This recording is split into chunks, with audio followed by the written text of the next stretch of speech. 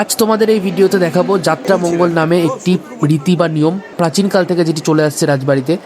দেখতে পাচ্ছ রানীমা এবং তার পরিবারের সকলে নাট মন্দিরের অন্দরের দিকে আসছেন এবং এখানে এই নিয়ম নীতিটি হয়ে থাকে। যাত্রামঙ্গল রীতিটি মায়ের যাত্রা যাতে শুভ হয় সেই জন্য করা হয়ে থাকে।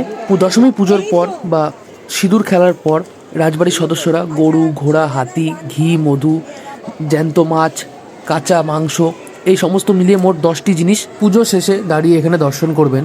আগেকার দিনে গরু, ঘোড়া, হাতির ব্যবস্থা থাকলেও এখন তো সেগুলি ব্যবস্থা করা সম্ভব নয়, তাই তার প্রতীকী মূর্তি রয়েছে এবং এরকম জ্যান্ত মাছ, কাঁচা মাংস সমস্ত কিছু রাখা হলো এবং রানীমা সমস্ত কিছু নিজে দর্শন করলেন এবং পরিবারের বাকিরাও দর্শন করে তারা অন্দরমহলের দিকে ফিরে যাবেন।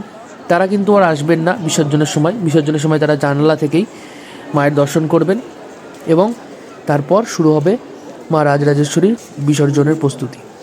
আমিও এই রীতি সম্বন্ধে জানতাম না, এবছর জানতে পারলাম, তাই তোমাদেরও জানালাম। তোমরা অবশ্যই ভিডিওটা লাইক এবং শেয়ার করো, আরও সকলকে জানার সুযোগ করে দিও। আর তোমরা কারা কারা এই রীতি সম্বন্ধে জানতে বা জানতে না সেটা অবশ্যই কমেন্টে জানিও। সকলকে জানাই শুভ বিজয়া, আসছে বছর আবার হবে। জয় মা রাজরাজেশ্বরী।